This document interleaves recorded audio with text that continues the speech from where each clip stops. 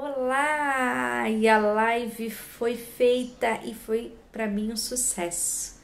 Foi muito bom. Você participou? Não? Então eu vou te dar uma palhinha dessa live. Vamos lá?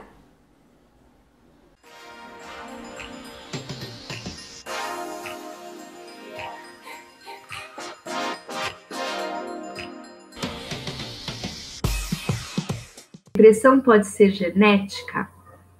Ó, a Amanda mandou aqui uma pergunta. Depressão pode ser genética? Pode. E provavelmente a maioria é genético, tá?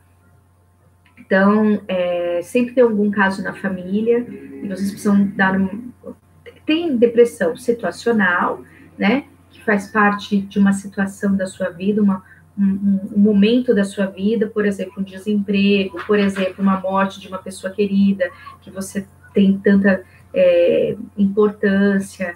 Então, pode ocasionar um quadro deprimido, quer dizer, ela entra em luto, depois ela não sai do luto e entra no quadro deprimido. Então, isso chama-se situacional. Mas a maioria tem fatores genéticos, tá? Precisa só dar uma olhada na família, a gente sempre pergunta, tá bom? Que mais que eu tava falando? Ah, tá. Dos pensamentos negativos, né? Então, os pensamentos. Se você quiser fazer mais pergunta, Amanda, pode perguntar. Eu acho que eu te respondi, mas pode perguntar. Outra questão que eu acho que é importante falar também da depressão é que no idoso, o quadro, além de todos os sintomas de depressão, nós estamos ao vivo, então a gente vai ouvir vários barulhos aqui. No idoso, dá uma diferença, as pessoas dá a impressão de que ele tem um quadro demencial. Por quê? Porque os sintomas eles ficam muito mais característico, parecendo uma demência, mas não é, tá? Então, no idoso, o quadro deprimido muitas vezes se confunde com uma demência, mas às vezes é um quadro deprimido. E na criança, a criança apresenta alguns sintomas que eu vou falar, pode apresentar até a maioria, mas a diferença é que na criança ela perde um pouco a vontade de brincar, a vontade de. Ela brinca um pouco, aí ela muda, ela sempre está mudando habitualmente as brincadeiras, parece que ela está sempre insatisfeita, você percebe a criança sempre insatisfeita com ela, com as coisas, com os brinquedos, parece que não tem graça, quer tanto uma coisa, quando ganha parece que não tem graça. E além disso, as crianças normalmente ficam mais hiperativas do que lentificadas. Até pode ficar lentificado, né? Mas normalmente a criança fica muito mais agitada que o adulto. Também é um sintoma adulto, né? Pode ter aí sintomas de agitação motora, o adulto, mas é muito mais característico na criança, tá? Que mais? A criança, ela, além disso, além de ela ter uma inquietude, uma insatisfação, fala, Amanda.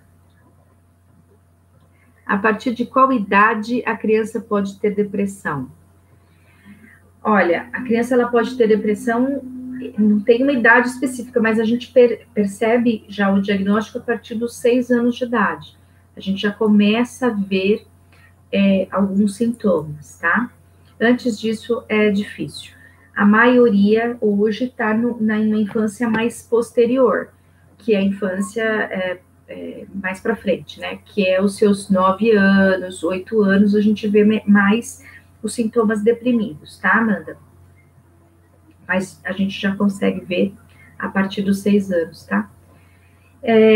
Bom, voltando só aqui nos sintomas da criança, a gente também percebe que a criança ela passa ou a perder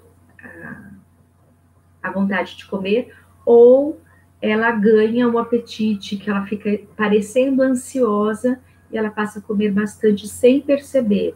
Então, isso eu acho que é importante falar isso para vocês, porque, embora no adulto também tem alteração do apetite, né, que a gente fala, que é essa oscilação, ou ela pode perder o apetite, ou ela pode ganhar o apetite, né?